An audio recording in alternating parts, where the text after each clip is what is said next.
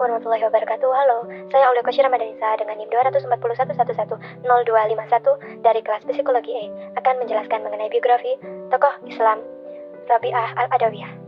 Rabi'ah Al-Adawiyah memiliki nama lengkap Rabi'ah binti Ismail Al-Adawiyah Al-Basriyah, juga terkenal dengan nama Rabi'ah Basri dan dijuluki sebagai The Mother of the Grandmaster atau ibu para sufi besar karena kezuhudannya. Zuhud yaitu melepaskan hati dari pengaruh dunia. Ia dilahirkan dari keluarga yang sangat miskin dan merupakan anak keempat dari 4 bersaudara, sehingga ia dinamakan Rabi'ah yang berarti anak keempat. Rabi'ah diperkirakan lahir antara tahun 713 sampai 717 Masehi atau sekitar 95 sampai 99 Hijriah di kota Basrah, Irak, dan meninggal sekitar tahun 800 Masehi atau 185 Hijriah di kota Basrah, Irak pada usia 83 tahun. Dan Rabi'ah ingin memastikan kafan pembungkus jenazahnya berasal dari harta yang jelas. Oleh karena itu, ia telah menyiapkan jauh-jauh hari kain kafan yang kelak membungkus jenazahnya. Masa hidupnya, ia meletakkan kain kafan itu di depannya. Rabi'ah ingin memastikan anak-anak sebayanya. Rabi'ah tumbuh dan dewasa secara wajar. Yang menonjol ialah ia kelihatan cerdik dan lincah dibanding kawan-kawannya. Ia sudah menghafal Al-Quran sejak masih berumur 10 tahun. Setelah usia 65 tahun ke atas, dan bagi mereka yang alat inderanya mengalami kerusakan, keunggulan berpikir, seri dan keunggulan kecerdasan IQ ialah bahwa ia akurat, tepat, dan dapat dipercaya. Memasuki usia ke-80, fisiknya mulai melemah. Tubuhnya begitu kurus sehingga hampir-hampir jatuh ketika berjalan. Rabi'ah wafat diperkirakan pada usia ke-83 tahun. Rabi'ah memilih untuk tidak menikah karena ia takut tidak bisa bertindak adil terhadap suami dan anak-anaknya kelak. Karena hati dan perhatiannya sudah tercurahkan kepada Allah. Tidak ada satupun di dunia ini yang dicintai Rabi'ah kecuali Allah. Sehingga atas dasar itulah, Rabi'ah memutuskan untuk tidak menikah hingga akhir hidupnya. Rabi'ah pernah dilamar oleh Abdul Wahid ibn Ziyad, seorang yang sangat dihormati dan berpengaruh dalam masyarakat. Dan dalam waktu itu juga Muhammad Sulaiman al-Hashimi, orang yang berkuasa dan kaya serta direstui oleh para pembesar Basrah, juga ditolak lamarannya. Memasuki kanak-kanak beberapa tahun kemudian ayahnya Ismail meninggal dunia, kemudian disusul oleh ibunya, sehingga Rabi'ah dan ketiga saudara perempuannya menjadi anak yatim piatu. Ayah dan ibunya hanya meninggalkan harta berupa sebuah perahu yang kemudian digunakan Rabi'ah untuk mencari nafkah. Rabi'ah bekerja sebagai penarik perahu yang menyeberangkan orang dari tepi sungai Dajlah ke tepi sungai yang lain, sementara ketiga saudara perempuannya bekerja di rumah, menenun kain, atau memintal benang.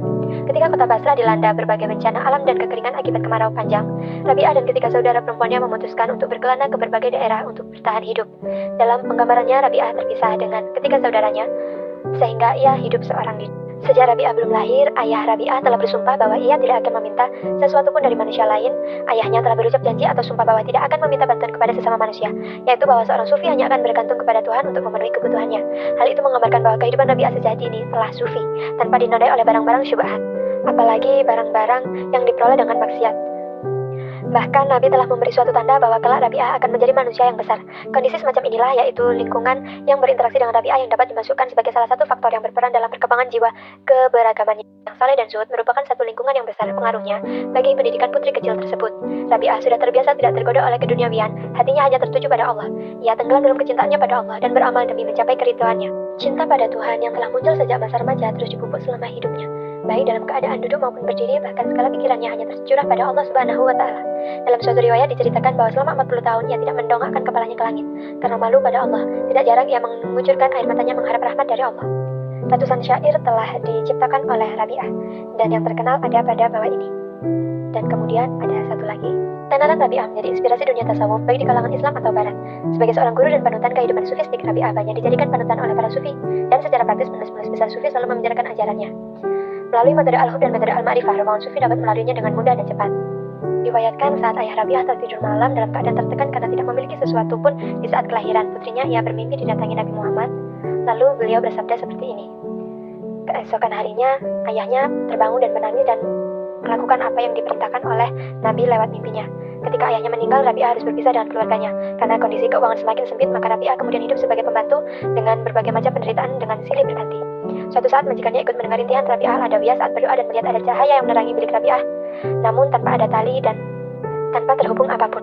Sang majikan merasa bahwa Rabi'ah adalah kekasih Allah. Lalu majikannya membebaskannya dan memberikan pilihan kembali ke kota kelahirannya atau mendapatkan hidup untuk menjauh dari kekayaan dan kesenangan dunia. Maka beliau memilih kembali ke kotanya untuk menjadi sufi dan mendekatkan diri dengan Allah. Begitu kiranya biografi dari Rabi'ah Al-Adawiyah.